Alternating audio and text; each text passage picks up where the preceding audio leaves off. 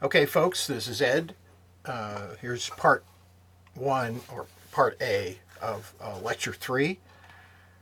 Unfortunately, I set up the video camera incorrectly. It wasn't really running. So, for this part, first 18 slides of this lecture, you're just going to hear my voice. So, first of all, let's cover a probing question Daryl asked, having to do with, well, you can read what he's asking about, but principally he's asking about those galaxies that fly out of the observable universe. Will we ever see them again?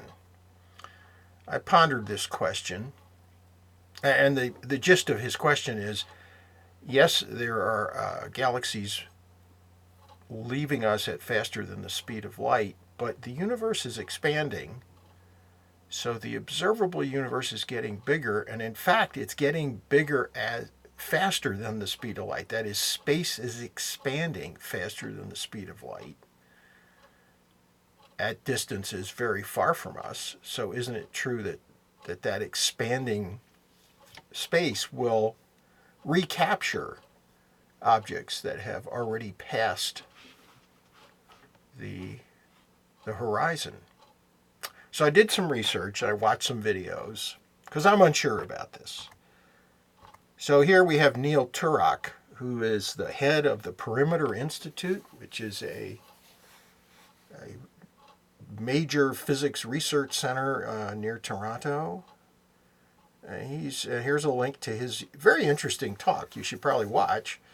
And during that talk, which is designed for a general public, he says objects that cross the horizon will never be seen again. Meanwhile, this panel from Scientific American in 2005, prepared by a guy named Lineweaver, who's also an expert. You see in the green area over here, he's saying, don't worry, we'll see those galaxies again because the expansion rate of the observable universe is increasing in its speed and will overtake those objects that are already outside of our reach. For those of you who are a little braver, if you type this business in, Archive Astro or something here, you'll get to Lineweaver's paper, which is a professional paper. But it's some of it's quite readable, so you might consider this. Right now, do not know the answer to Daryl's question.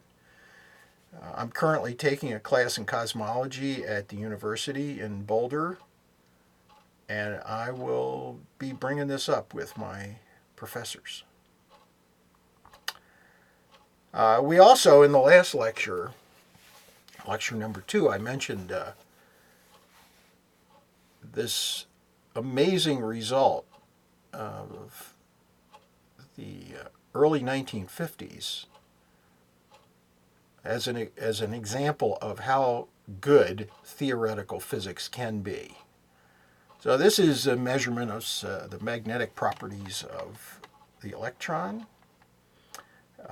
Work on this started in the late 40s, and Julian Schwenger, mentioned here, Richard Feynman, and Tominaga from Japan all worked on this problem separately, and they came up with a number very close to the current number. This is a prediction of the magnetic property of electrons, and measurements are done. This happens to be something where laboratory physics can make it a very precise measurement, and you can see comparison between these two things. Well, there's 4, 7, 8, 9. They agree up to you can argue whether we're doing the 10th digit here or the 11th. This is the most accurate prediction ever made. So this is going to get mentioned again later in this lecture, that there are some things we really understand well, and this is one of them. This requires some bizarre mathematics, but I thought you'd want to know about that. Okay, so here's the abundance of various kinds of elements.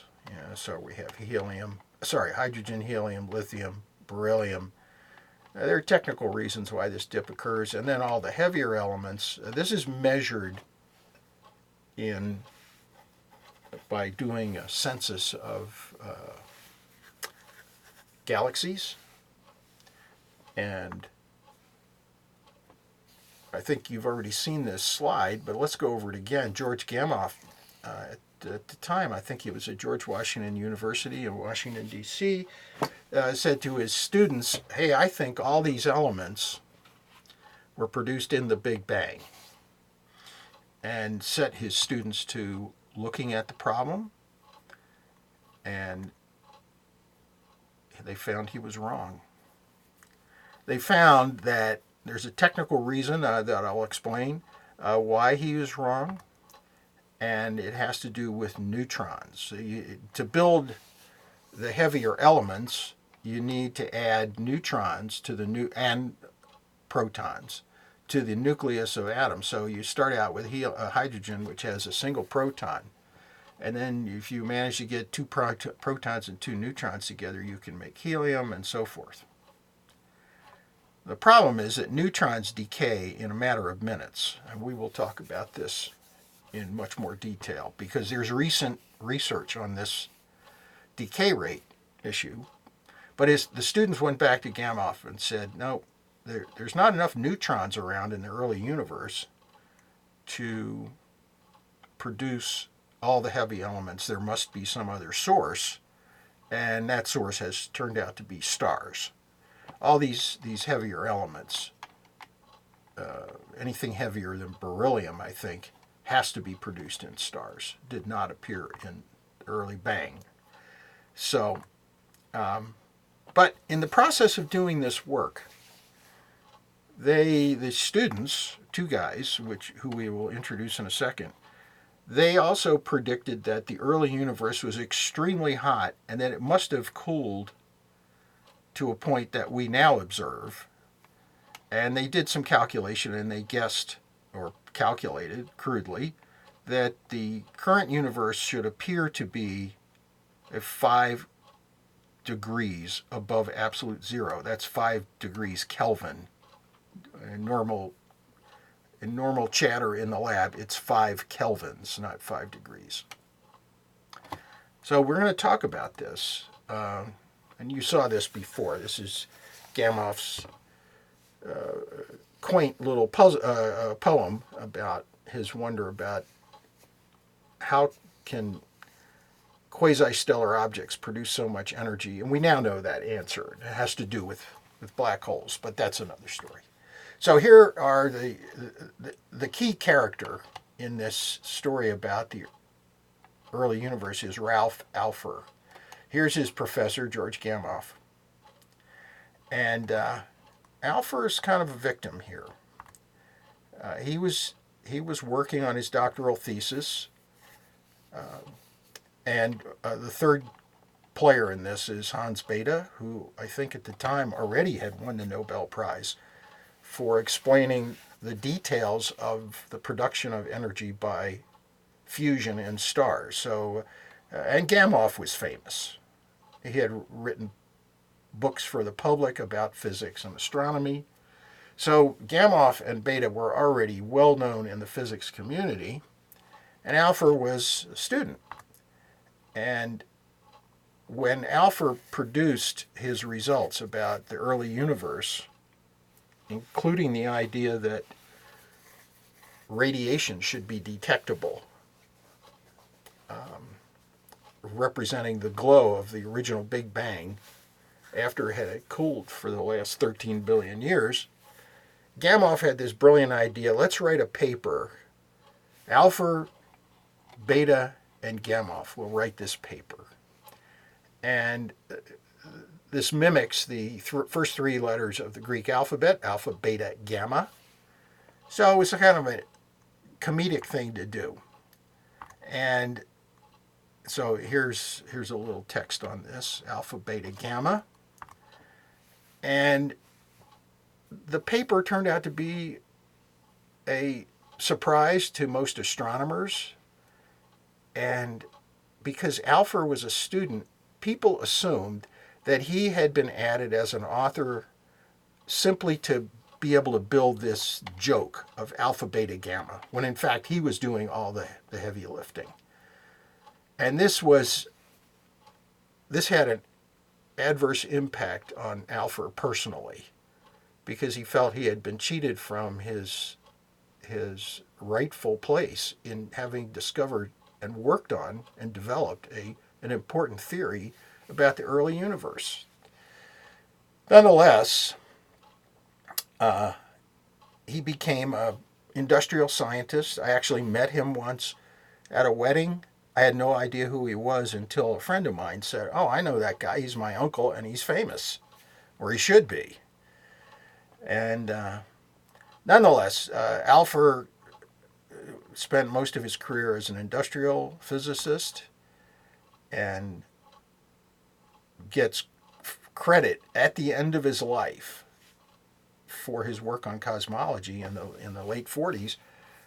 They awarded him the National Medal of Science. But through family connections, I've heard that he was very bitter about how he was treated in this game. And his experience as a student raises questions that have been repeated over and over about the relationship between students and faculty members.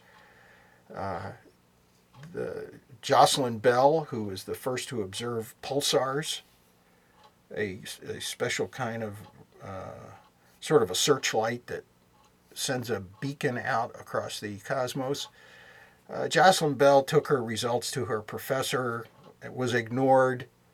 She went back and showed him more data that there's a thing sending us highly repeatable signals behaving something like a searchlight.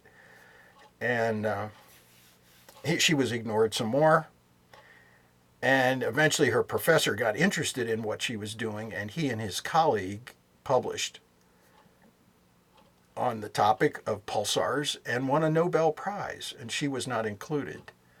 Happily, just recently, in the last year and a half or so, she was awarded a Breakthrough Prize. That's a title of a prize funded by Google, Facebook, and some other Silicon Valley companies. $3 million prize. And she has had a very rich career and has won many awards. And when she received the Breakthrough Prize, she announced she was donating the money to a cause in England. She's English. A cause in England to promote women in science. So happy ending, but still, this relationship between students and faculty needs to be improved. Okay, so here's a little panel showing a page from a paper written by Alpher and his colleague Robert Herman, speculating about the temperature of the universe when atoms started forming. They got that a little bit wrong, but you'll see in the highlighted section a reference to 5 Kelvin. This is their announcement that we should be able to see an microwave radiation left over from the Big Bang, and it will represent the distribution of energy on the sky when the universe became transparent. So I've touched on this before, but we're going to cover it again. Nonetheless, here's the page from their paper in 1948, and here's a drawing that illustrates what we now understand as the temperature of the universe as a function of time, starting from the earliest sensible time that physicists can deal with. It's called the Fermi time. The Planck time.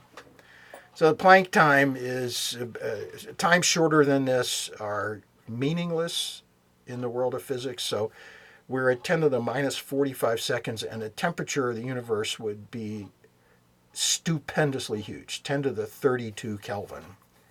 And over time, as this drawing illustrates, the temperature dropped dramatically as the universe expanded until we get to the present day, and the temperature is we observe, in fact, the background radiation that Alpher and Herman predicted. And so you scan over this piece of artwork and you'll be able to see how this progressed. So Herman and Alpher predicted that when the temperature of the universe was 600 Kelvin, we would have atoms forming and a universe made of the stuff that exists today. And they were just about right. The actual transition temperature is more like 3,000 Kelvin. So the next page shows a slightly different view of the same thing, showing temperature drop with the major events that occurred. The formation of the light elements, the dominance of matter over radiation in the universe, and then eventually the formation of atoms, and then a long period where nothing happened, and then we finally get stars and galaxies. The next, so that's late 1940s. People kept working on this, but separately, and not knowing anything about this, people in New Jersey at Bell Telephone Laboratories built this antenna. If you look closely, you can see a ladder or steps going up to the antenna, so you get a sense of scale. This is a big box. It's empty. It's hard to tell from the photo, but that large piece that looks cone-like is empty. It's like a horn. In fact, you see the sign says horn antenna, and that's a landmark plaque. This location is nationally recognized for its significance in understanding the cosmos. So these two guys, Penzias and Wilson, built the antenna. They were working for Bell Telephone Laboratories on methods for communicating long-distance phone calls over large distances using microwaves, which are a long wavelength version of the same light that we sense, but it's not visible to us. And, it's the same microwaves that are in your appliance at home for heating up pizza.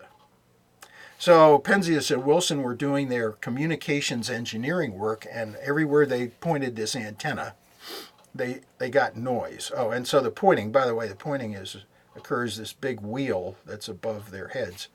Allows them to rotate the antenna and point it at different spots on the sky. And this they did repeatedly, and everywhere they pointed the antenna, they heard a hissing noise in the background, which you do not want in a communication system. So they studied and they tried to figure out what it was, and there's a picture here of a pigeon, because they were concerned that pigeons who had nested in the antenna left behind nests and droppings that were the source of the noise. This turned out not to be the case. Out of all these measurements they made, they found everywhere we look, we see something close to 2.7 kelvins, a source of radiation we can't identify. They're not far in New Jersey from Princeton University, where this Professor Dickey was a faculty member. And I think the story is that somebody from Bell Labs, where Penzias and Wilson worked, went to a conference or a seminar at Princeton. Here's the map, not very far, 28 miles between the two places.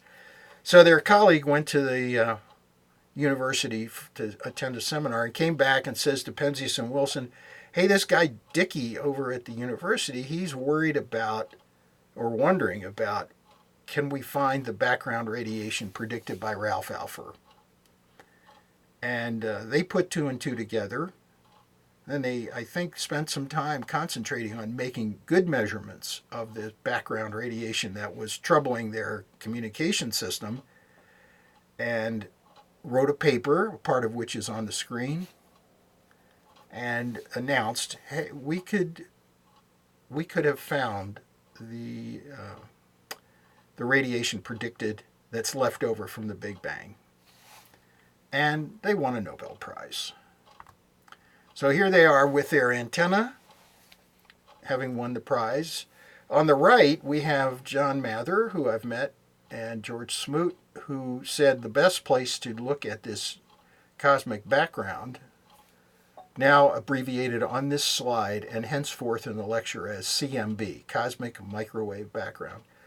Mather and Smoot said, let's build a satellite to do this. And they managed to get funding for something called the Cosmic Background Explorer, a satellite, I think, about the size of a small car. And they made measurements that I'll show you. Subsequently, the Wilkinson Microwave Anisotropy Probe was flown, collected data from 2001 to 2008. And here's a comparison of the picture of the sky that these three experiments obtained. The first is Penzias and Wilson. Their ability to resolve angles on the sky was non-existent. They basically measured the same sky, or a huge angle on the sky. They averaged over it, and you see this kind of a green ellipse with a white streak, and the white streak represents a source of microwave radiation in the equatorial plane of our galaxy. So to really study this result, you have to remove that part of the picture. Then came COBE. This is the Mather and Smoot experiment in space. Much better resolution. Still having influence from the equatorial dense stellar area of our galaxy. And then WMAP by 2003 was producing results. And you see another dramatic increase in the angular resolution. So we should talk about, and we'll talk about, why the picture of the sky around us looks like an ellipse. There's, I don't know if it's still for sale, but you see here a beach ball you can buy that has the WMAP data imposed on it. I happen to have something like that hanging in the ceiling of my office at home. Somebody bought me at a museum shop, I think in Chicago, at the big museum in Chicago. So here's why the ellipse appears. If you use a Mercator projection of Earth, and you want to see all of Earth in one picture, Mercator figured out how to do this, and you see he produced something that looks like an ellipse, which grossly distorts the relative sizes of things, like Australia and Greenland are shown here on this map, and those sizes are completely wrong, because in order for this projection to work, you have to distort things greatly at the poles. Nonetheless, the drawing shows, and we'll use the mouse here, North Pole, South Pole, and then this point on the left and this point on the right are actually the same point. So if you were walking on the equator and you walk off the east or the right-hand edge, you reappear on the left-hand edge. And this is how people depict the cosmic microwave background, which, if we went outside to do this, if we could make Earth disappear and look around, it would look like a sphere all the way around us. But we can see the whole thing all at once by putting it into something like a Mercator projection. So we have COBE, and it produced this curve. So when we look across the bottom here, it says frequency. That's the same thing as, or related to, wavelength. So this is like drawing a spectrum like you saw in your chemistry class. In high school, it's just a different representation in terms of frequency rather than wavelength. And here's the amplitude of the signal. And the measurements are these X's. And the curve that fits this just to a T is called the black body spectrum. And black bodies were known to scientists Starting probably in the 1870s, people measured the glow from, say, a glass furnace or a steel furnace, and the shape of the curve was measured but unexplained until 1900 when Max Planck did something that he was initially offended him. He changed how we think about the way light propagates and produced a formula that describes this curve. And this has been confirmed over and over for the last 120 years, and it's the foundation of the modern field of quantum mechanics. So this curve is doubly important. But the COBE experiment gives us this curve, and the shape and peak of the position of the peak of the curve tells us the temperature of the light, of the source of the radiation. And here's Mather and Smoot again, and they get 2.7 Kelvin, which is the established number now. Then comes another experiment, now the Europeans built, the Planck satellite, which honors Max Planck, the inventor of the blackbody radiation formula. And over a period of 4 years, this much bigger spacecraft measured the cosmic microwave background again. And here's a comparison of the angular resolution, that is the fidelity of the images. So COBE, these squares are all taken at, they're all the same size on the sky. So COBE was not able to resolve much in terms of angle. It did okay, but WMAP was a big step forward. And then we have the Planck satellite, which is the premier source of data on the cosmic microwave background now. And so you see here in this ellipse now the details that everybody was looking for over the period from 1948 until the Planck data in 2013. The orange areas are coded to indicate temperature, a higher temperature. The blue areas code lower temperature. And the very interesting thing is the universe is very, very uniform. Even though there are these colors here depicting the temperature variation, the difference from the brightest to the darkest in this image is just a few tens of 100 thousandths of a degree. Tiny, tiny fraction of a degree difference. And if people had been content and just said, okay, COBE found the temperature of the microwave background is 2.7 Kelvin and had turned their attention to other things, we would have missed a tremendous amount of information, which we're going to cover in the rest of this lecture. This slide shows that at different frequencies, ranging from 30 gigahertz to 857 gigahertz, the universe has the same kinds of structures. That is, this result is kind of independent of the wavelength or frequency at which the measurements are made. If you're interested, you can join this Cosmology at Home website and volunteer to use some of your computing power, where, like when you're sleeping, your computer could be chewing on data that comes from the cosmic microwave background. They load a piece of software on your computer and feed your computer data, and your computer contributes to analyzing some of the data. And the density of red spots here shows the participants in 2015 who were volunteering their computer time to help. So here's a side-by-side comparison of CMB taken with COBE, WMAP, and Planck, and you can see a dramatic increase from COBE to WMAP, and even more when we get to the Planck data. The reason I included this slide is here you see the color coding.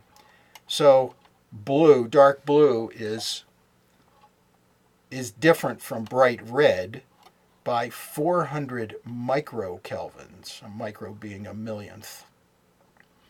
So from the brightest or the highest temperature to the lowest temperature in these pictures is only 4.4 millikelvin.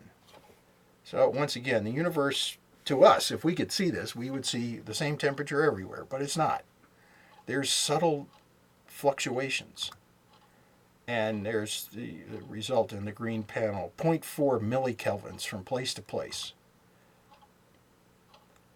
And this is sort of a repeat to summarize where we are. Then we see this projected onto a spherical surface, once again showing the angular resolution improvement. And of course there were other improvements in the measurements. Now at this point, we have covered the material that the video camera did not get. So I'm going to end this video, and then you'll see the other videos did work. So we'll go forward from here in parts B, C, D, and E.